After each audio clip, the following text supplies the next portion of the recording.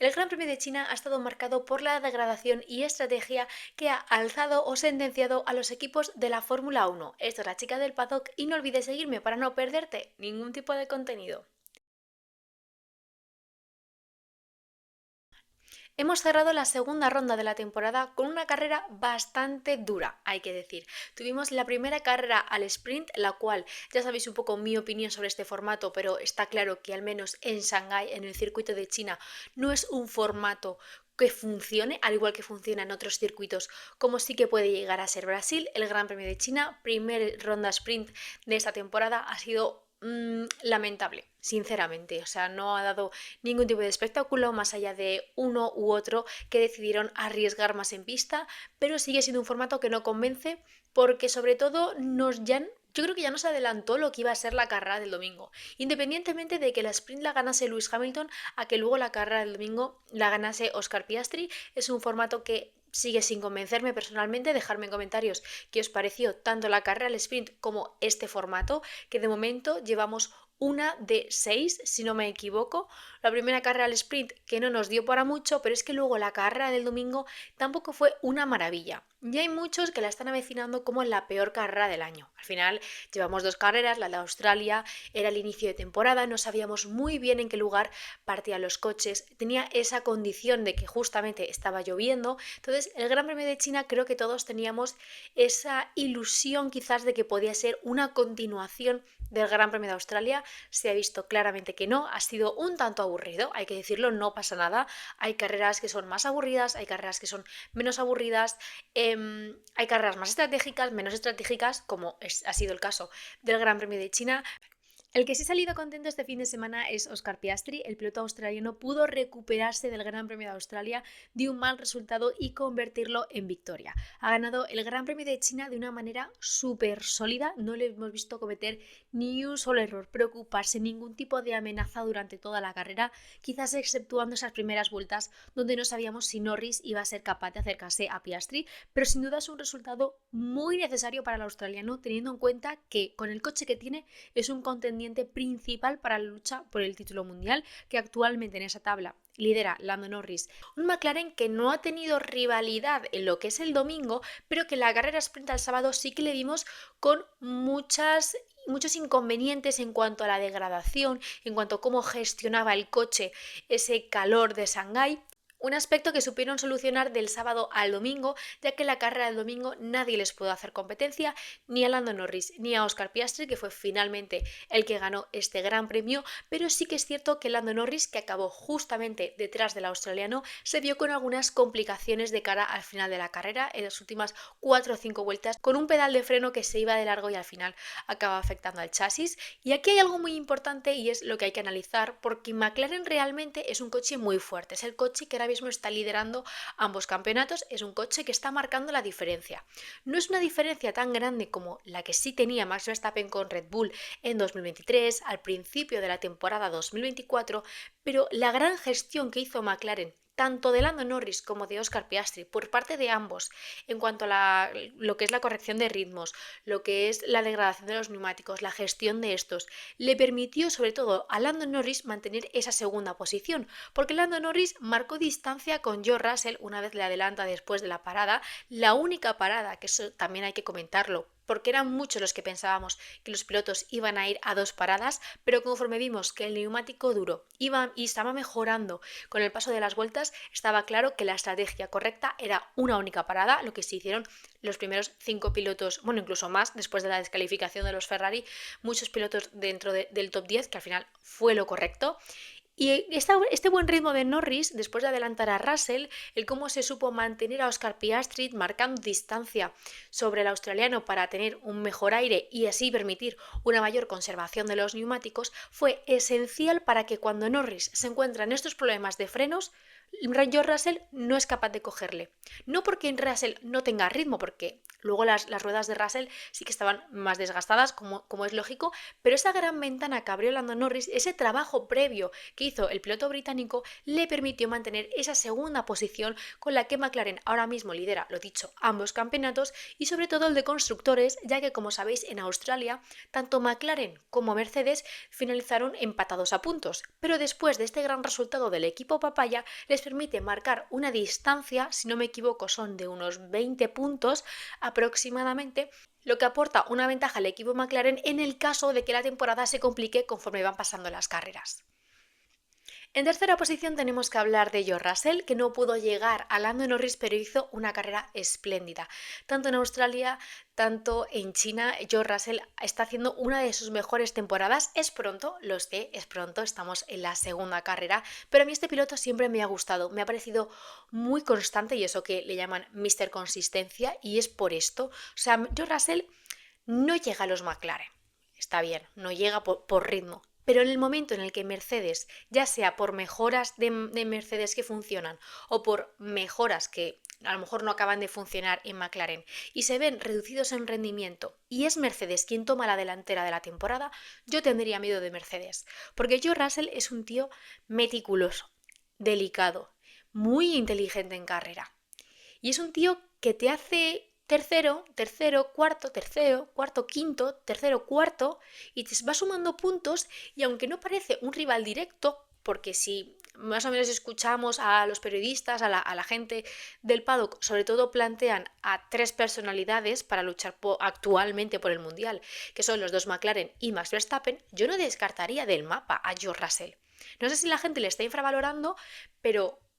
porque Mercedes no me parece que está tan atrás como si se quiere hacer ver, pero Russell me parece un piloto que tiene este año muchísimas opciones de ganar el Mundial, tanto si Mercedes da ese paso adelante que necesita para ganar grandes premios y sobre todo si McLaren, ya sea por las famosas papaya rules o ya sea por el propio ritmo del monoplaza, ve reducido ese rendimiento. Por lo que una grandísima carrera, pero una grandísima carrera de George Russell, otra vez veremos a ver qué pasa en Japón, pero no creo que tardemos tanto en ver una victoria del piloto británico. En cuarta posición tenemos que hablar de Max Verstappen, que se podría decir lo mismo de George Russell. O sea, el tío se mantuvo constante durante toda la carrera, intentó atacar a los Ferrari, pero vio que en ese momento los italianos tenían mucho más ritmo que él. En un momento determinado de la carrera, Verstappen empezó a amenazar a Hamilton, empezó a echarle encima el coche, por lo que los italianos tomaron una estrategia diferente, pero la gestión de Max Verstappen fue crucial, al igual esta carrera es que fue de completa gestión,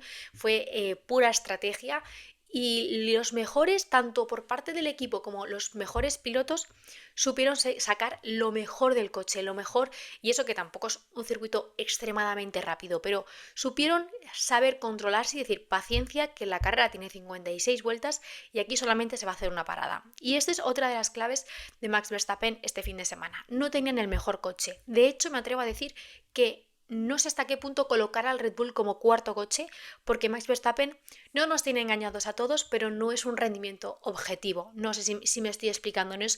un caso que podamos decir, no, el Red Bull es, por ejemplo, en este fin de semana, el cuarto coche. ¿Hasta qué punto el Red Bull es el cuarto coche? Porque luego vemos a Lawson y no parece el cuarto coche. Veíamos a Pérez y a lo mejor el año pasado no parecía segundo o tercer coche. ¿Hasta qué punto Max Verstappen pone el Red Bull en un punto en el que tú personalmente no sabes dónde situar el rendimiento real? Y hablo de real, no el potencial, no el que le saca Max Verstappen, no el que hace el Liam Lawson, el rendimiento real de este coche. Porque la carrera de Max Verstappen fue magistral. O sea, una solidez absoluta que hablábamos justamente de que George Russell, si Mercedes hacía bien las cosas el resto de la temporada y tenía un mejor coche, podía posicionarse como campeón al título mundial, pero es que olvidamos de que Max Verstappen el año pasado, si por algo ganó el título de pilotos, fue por esa consistencia, porque aunque McLaren sí que se supo mantener por delante, Max Verstappen te quedaba tercero, te quedaba cuarto, te quedaba quinto, y esa consistencia ya no solo le hizo ganar el título el año pasado, sino que este año también le mantiene en esa lucha. Repito, estamos en segunda carrera de la temporada, faltan 22, las cosas pueden dar muchísimas vueltas, pero tanto George Russell como Max Verstappen podrán no tener el mejor coche, que si mantienen estos resultados, sobre todo si también su principal rival, en este caso, que ha sido Ferrari, acaba descalificado, esas opciones de lucha, tanto por quizás más por el de pilotos que por el de constructores, pero por ambos se puede mantener, yo creo que bastante continuado durante toda la temporada. En quinta posición cruzó la meta Charles Leclerc y en sexta Lewis Hamilton, que como sabéis finalmente fueron descalificados, pero para no hablar de los Ferrari tan detrás, porque siento que se me pueden olvidar cosas, vamos a comentar rápidamente la carrera del equipo italiano. Una carrera que tenían mucho que demostrar, ya no solo porque Lewis Hamilton hizo la pole en la clasificación al sprint, incluso ganó esta carrera, sino también por el pésimo Gran Premio de Australia que hicieron la semana pasada. Tenían muchísima presión, tenían esa tarea de tener que hacerlo bien.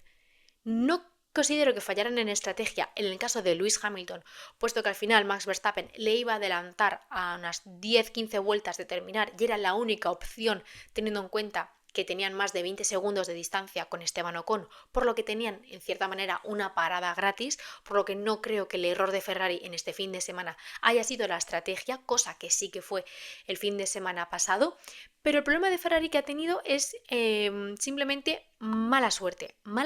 o no estar pendientes, porque en el caso de Lewis Hamilton hizo una muy buena carrera, yo creo que en general hizo un muy buen fin de semana, quizás lo único que se le podría achacar a Lewis Hamilton es que después de la parada con el neumático duro, que suele ser un neumático que a Hamilton se le adapta muy bien y sabe sacar muchísimo el potencial, no fue capaz, bueno, de hecho le dejó pasar a Charles Leclerc para ver si llegaba a George Russell y ni el monegasco ni en principio Hamilton eran capaces de acercarse a ese Mercedes. Es lo mínimo quizás que le podríamos echar en cara a Lewis Hamilton de no quizás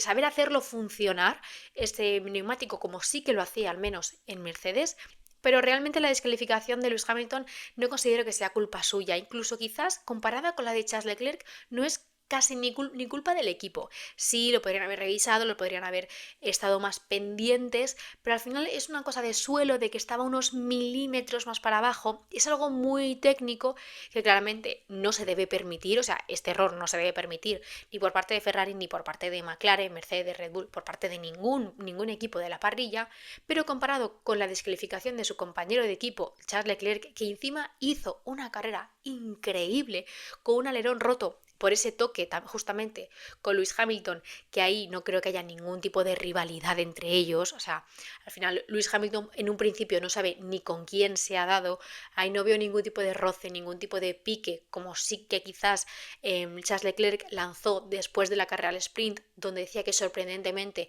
Hamilton tenía muchísimo más ritmo que él, que no, ahí realmente tampoco es un pique tan extremo porque no creo que Charles Leclerc esté dudando ahora mismo de que Ferrari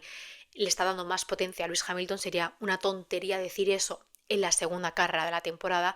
pero Charles Leclerc, aún teniendo ese toque y aún perdiendo, según el equipo, que hay gente que duda de esto, según el equipo, entre 20 y 30 puntos de carga aerodinámica, hizo una carrera espléndida. O sea, la carrera de Charles Leclerc era surrealista, con un alerón roto, en un circuito donde la degradación delantera fue sumamente crítica. Pero crítica hasta el punto de que ya no sabías ni lo que era neumático ni lo que no. Supo gestionar de una manera impecable en la primera tanda, teniendo en cuenta que fue en la salida donde se tocó con el alerón, los neumáticos. Más o menos paró como el resto, o sea, Charles Leclerc, aun perdiendo esa carga aerodinámica y gastando aún más la parte delantera, paró en la media del resto de pilotos, incluso un poquito por detrás. De hecho, Pedro La Rosa lo explicaba en la retransmisión que parecía que Charles Leclerc había adaptado su estilo de conducción a cómo se comportaba el coche en las curvas, porque al final perder esos puntos de carga impedía a Charles Leclerc ir igual de rápido en las curvas que el resto de los pilotos. Entonces era una carrera que tú decías, increíble que Charles Leclerc esté haciendo ahora mismo esto con el coche que tiene.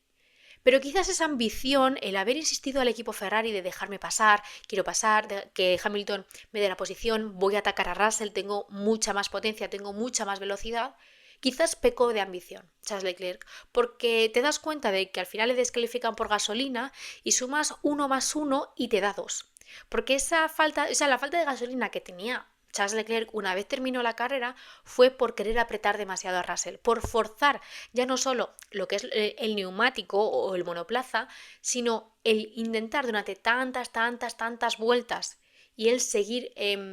no sé si quería sorprender a alguien, ¿no? Esto no creo, ¿no? Pero dices, ¿qué intentabas hacer si después de 10 vueltas sigues pegado a Russell? Le enseñó el morro en distintas ocasiones, pero llega un punto en el que tienes que llegar y decir, voy a parar porque necesito acabar la carrera. Que la acabó, cruzó la línea de meta en quinta posición, si no me equivoco. O sea, fue muy buena la carrera de Charles Leclerc, pero toda esa buena carrera se desvanece cuando te descalifican por falta de gasolina. Y ahí, esto sí que es verdad que no lo he mirado porque no tengo acceso a ello, pero si el equipo no avisó a Charles Leclerc de que se estaba quedando sin gasolina, Max Verstappen le iba a adelantar igualmente. O sea, Max Verstappen, Charles Leclerc tuviese 10 litros más o 10 litros menos, por el estado de las ruedas de Verstappen y el estado de las ruedas de Leclerc, Verstappen le iba a adelantar. Por lo que no sé si el equipo realmente no avisó a Charles Leclerc de que tenía que gestionar no solo los neumáticos, sino también la gasolina, pero en el caso de que no le avisasen, ese también es un error de equipo. Es un error de piloto principalmente, porque es Leclerc el que está conduciendo el coche, pero es el equipo el responsable el que también le tiene que decir a él, oye, que te estás quedando sin gasolina, gestiona, no hace falta ir tan deprisa, Russell está muy lejos, deja que te pase Verstappen, hay que terminar. La semana pasada hicimos un mal resultado, no, lo siguiente. Y llega China, segundo Gran Premio de la temporada, descalificados los dos. ¿Es triste porque pensábamos que Ferrari iba a estar en la lucha con McLaren por la victoria? Sí. ¿Es triste porque estás viendo cómo cada fin de semana, o en este caso los dos primeros, ya te han robado puntos, ya no solo McLaren, que es el que está ahora mismo liderando, sino Mercedes, Red Bull, Racing Bulls, Aston Martin, Williams? Y ya estás muy detrás. Y la media tabla no se están dando con rodeos, que ahora hablaremos de ello, porque es que en quinta posición ha acabado Esteban Ocon y en octava posición ha acabado Oliver Berman, un equipo Haas que ha sumado los suficientes puntos como para pasar de últimos hace una semana, después del Gran Premio de Australia, a situarse, si no me equivoco, en la sexta posición, aproximadamente, séptima, como muy, muy, muy atrás. Y ya te ha adelantado Haas, y ya te ha adelantado Aston Martin, y ya te ha adelantado Williams, y ya te estás llegando para abajo de la tabla por parte del equipo Ferrari,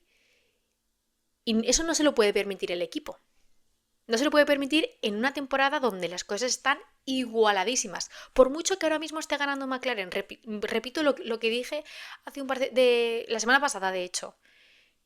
que McLaren está ganando ahora y está ganando sus suficientes puntos para, de cierta manera, tener un colchón en el caso de que otros equipos mejoren. Y Ferrari los está perdiendo, los está regalando. Porque lo dicho, en quinta posición está Esteban Ocon, que salía en 11ª, hizo un absoluto carrerón, acertaron en la estrategia con los dos pilotos. En octava posición también fue Oliver Berman, que para mí es considerado el piloto del día, por mucho que lo ganase Antonelli. No me voy a meter a debatir que quién lo vota, que no es importante, que no sé qué, que no sé cuánto. Objetivamente el piloto del día o se lo merece Ocon, Berman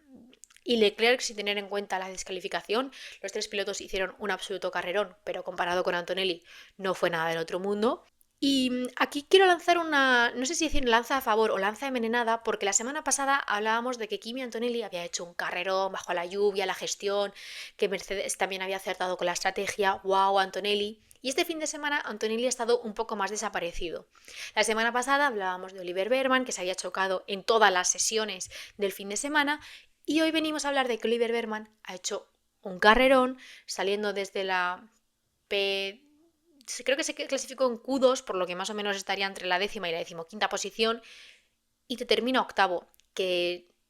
bueno, se ve favorecido por las descalificaciones de los dos pilotos de Ferrari y la de Pierre Gasly, cierto, pero eso no quita la carrera que estaba haciendo Oliver Berman, ¿no? Entonces,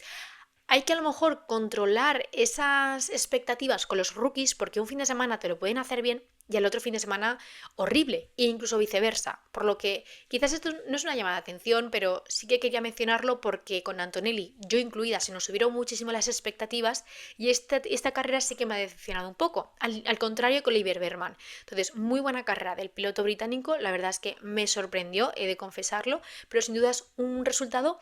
que salva un poco, es una especie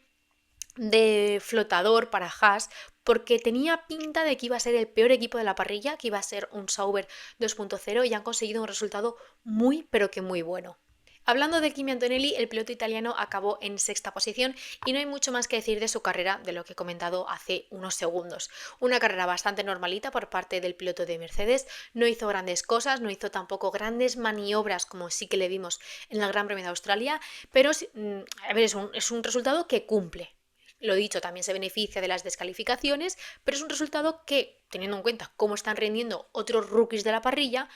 y que, bueno, que al final también cruzó la línea de meta a 40 segundos de George Russell, de momento para ser la segunda carrera es un resultado bastante aceptable y que no aleja tanto a Mercedes del campeonato de constructores como si Kimi Antonelli hubiese quedado fuera de los puntos.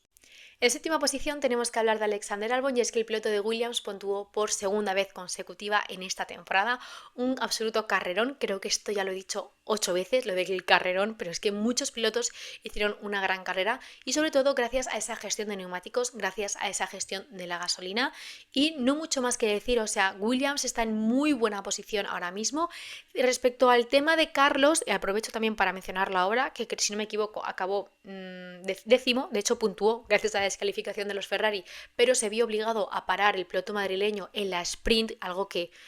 o no se había hecho nunca o se habían hecho muy pocas veces. O sea, no se había hecho nunca en el caso de que no fuese por accidente, ¿no? Que fuese por degradación. Se está diciendo que realmente Carlos cuenta con un chasis de 2024, ya que Williams está intentando potenciar el chasis de Alexander Albon, que sí es el de 2025. Y es ese chasis, el de 2025, con el que Carlos estuvo rodando en pretemporada. De ahí que el ritmo de Carlos en pretemporada y en carrera, de momento en las dos carreras que llevamos, sea tan dispar. Por lo que no sé hasta qué punto esto es cierto. Yo lanzo la información, ya cada uno pues se cree lo que quiera, ¿no? Pero bueno, podría explicar en cierta manera los resultados de Carlos Sainz. Pero por parte de Alexander Albon, otro chapó, segundo fin de semana consecutivo y con muchas expectativas para el Gran Premio de Japón. En novena posición tenemos que hablar de Lance Stroll, que salvó los muebles del equipo Aston Martin con el segundo abandono de Fernando Alonso por segunda vez esta temporada. Es difícil evaluar la situación de Aston Martin porque la carrera pasada hablábamos de que no se podían sacar grandes conclusiones porque había sido una carrera sobre mojado. Y en esta carrera sí que ha mejorado un pelín o parecía mejorar un pelín, pero Lance Stroll tampoco tuvo un ritmo bastante destacable con otros de la parrilla, como pudo ser los Haas o como pudo ser Williams. Entonces, ¿hasta qué punto estamos situando al Aston Martin donde realmente está? Yo es que no me atrevo ni a apostar en qué situación está cada equipo de la parrilla porque es una zona muy inestable. O sea, la zona media de la parrilla a partir de la sexta posición, sabe Dios que en cada carrera puede haber ahí un resultado totalmente diferente. Salva los muebles del equipo Aston Martin, que pues un poco continuación de lo que dije la semana pasada, es bastante bueno, teniendo en cuenta que Alonso terminó fuera de los puntos, acabó abandonando, pues permite salvar un poco la situación teniendo en cuenta que sus rivales sí que están sumando una mayor cantidad de puntos, por lo que mejor esto que nada, así que toca esperar a Japón y ya no sé si decir esperar a España que la situación de Aston Martin mejore porque ellos lo tienen apuntado en el calendario como fecha crucial, ¿no? Que puede dar un antes y un después en el campeonato, pero no es la situación en la que gustaría estar Aston Martin, sobre todo teniendo en cuenta que Fernando Alonso, que es su piloto más fuerte, en Australia acabó abandonando por un accidente y en este caso por un problema en el conducto de frenos. O sea, sin duda es una situación no ideal, pero que considero que tiene margen de mejora. En décima posición acabó Carlos Sainz, que continuando un poco lo que hablaba de Alexander Albon, realmente espero que el piloto madrileño se pueda adaptar un poquito mejor a Williams. Todavía es pronto, al final estamos en la segunda carrera, no sé cuántas veces lo he dicho esto ya hoy, pero estamos en la segunda carrera, hay mucha gente nueva en nuevos equipos, falta adaptación, falta rodaje, falta que cada uno se acostumbre a la manera de trabajar de cada equipo y creo que eso es un poco lo que le está pasando a Carlos Sainz. En el caso de que lo de chasis sea verdad, sea mentira, pues bueno, eso de momento no sabemos absolutamente nada, pero el primero que quiere solucionar la situación es Carlos Sainz y el segundo es el equipo Williams, está claro, teniendo en cuenta dónde está Albon y que es el equipo con una de las duplas más fuertes, por no decir No la que más, pero dentro del top 3, top 4 duplas más fuertes, yo sí que la incluiría y que este año tienen un coche que le está permitiendo luchar por muchísimo más y que no están cometiendo errores de momento, no vaya a ser que lo gafe, de estrategia, no están cometiendo errores de fiabilidad. Hay que estar un poco con los pies en la tierra, pero de verdad espero que la situación de Sainz mejore porque teniendo en cuenta cómo está rindiendo Alexander Albon, sabemos que Carlos Sainz puede dar muchísimo más. Fuera del top 10 tenemos en 11ª posición a Isa Hadjar, que hizo otro fin de semana totalmente deslumbrante. Me estoy declarando fan de este piloto y eso que hará un año no me caía tan bien por algunos roces que tenía con Pepe Martí, pero sin duda es un piloto que me está sorprendiendo con creces. El Misa Casa Red Bull volvió a fastidiar la carrera tanto de Isa Hadjar, que acabó en 11ª posición, como de Yuki Tsunoda, que fue el último en cruzar la línea de meta en 16ª. Las pifió por un error de estrategia, porque no sé si es que el neumático duro no les funcionaba o qué, o no les funcionaba igual de bien que al resto de los equipos, pero hicieron dos paradas, incluso Yuki Tsunoda una tercera parada por un problema en el alerón, que de hecho fue bastante curioso, pero no se pueden permitir estos errores teniendo en cuenta cómo están los otros equipos que les rodean. En 12ª posición tenemos a Liam Lawson. No quiero hablar mucho de este piloto porque seguramente el miércoles grabe un vídeo y lo suba el jueves sobre lo que opino de Liam Lawson, las opciones de los rumores, Yuki Tsunoda, Franco Colapinto, todos los elementos que hay. Me gustaría hablarlo en profundidad y tampoco quiero que esto se haga eterno, pero no fue un fin de semana ideal para el piloto de Red Bull. Luego tenemos en 13ª posición a Jack Doohan, que sí que fue el piloto más penalizado del fin de semana, sin lugar a dudas, penalización tanto en la sprint como en la carrera. Y luego ya tenemos a los dos Sauber, Gabriel Bortoleto, Nico Hülkenberg en la 14ª y 15ª posición respectivamente, y como he dicho antes, Yuki Tsunoda en la 16ª. Contamos con la descalificación también, que no la he mencionado, de Pierre Gasly junto a la de los dos Ferrari y el abandono de Fernando Alonso. Un gran premio de China que ha sido no criticado, pero no ha acabado de gustar tanto como sí que gustaría, como sí que nos dio ese espectáculo el año pasado. Además, la primera carrera al sprint tampoco ha sido magistral, por lo que toca esperar a Japón. Tengo muchísimas confianzas en el circuito de Suzuka porque me parece un circuito precioso.